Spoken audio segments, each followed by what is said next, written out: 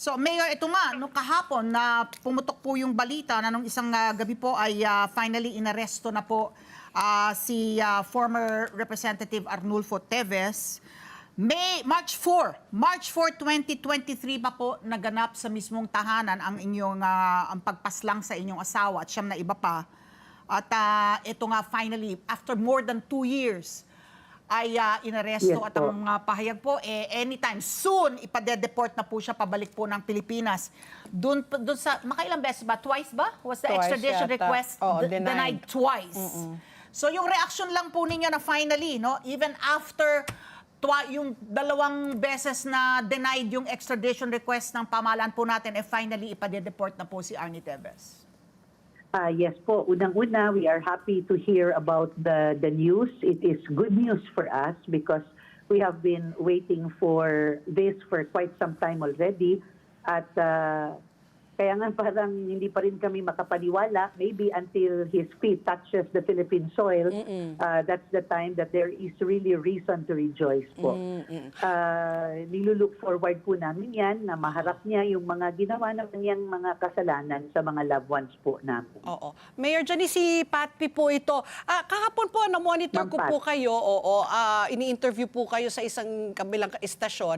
At kayo po ay persigido rin nyo, no, aside from former Congressman Teves, isasama niyo pa rin po yung kapatid, si Henry Pride.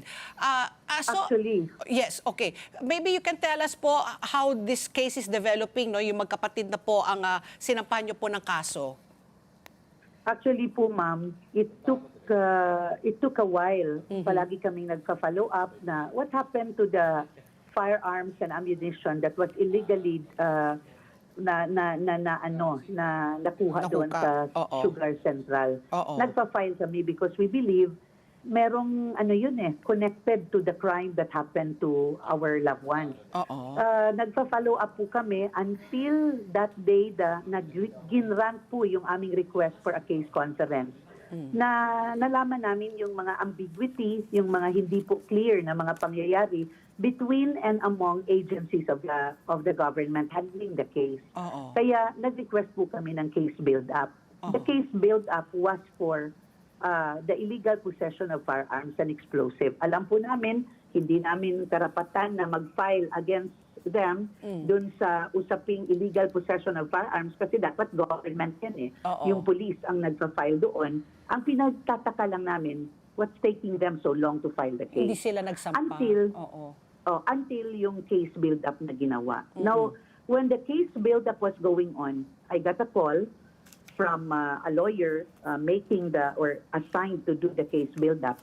And he told me na, Mayor, hindi lang pala ito about firearms, illegal possession of firearms and ammunition. We can even file a murder case against the brother of Arnie Teves. And so I asked the lawyer, sabi ko, do we have a strong evidence na connected talaga itong mga pangyayaring ito? Kasi in my belief, iba po kasi yung belief lang natin Yes. Iba talaga rin yung kayang patunayan in court. And you know what the lawyer told me? He said, I have been a courtroom lawyer for quite some time already. Sabi niya, I know when we have a strong case, and in this one, I know we have one. Kaya talagang ako doon, sabi ko, all along, when my husband was talking about his suspicion of being gunned down, he was threatened back then, sinasabi niya yan na these 2 brothers, ayaw siyang tantanan. Doon ko na talaga na it's connected.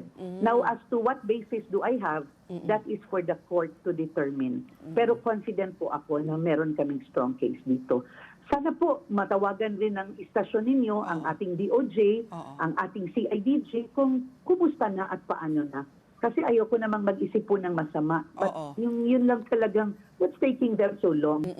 Ma'am Janice, ito ding inyong pagkapanalo nitong recent elections po na ginanap noong Mayo bilang 3rd District Representative po ng Negros Oriental is also very significant. Mensahe pa rin ito, taking into consideration yung matagal po na sabihin na natin po ng dominance ng Teves dynasty dyan po sa Negros Oriental. Ano po ba ang mensahe ano po ang basa ninyo dito sa binigay po sa inyong mga boto ng mga kababayan po. niyo?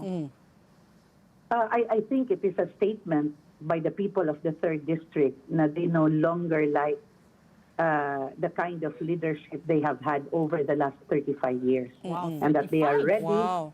to bring in a new leadership na hindi naman violent. And that is what I have been offering them when I was going around the district convincing people why I am the most qualified of them all to become their next congresswoman.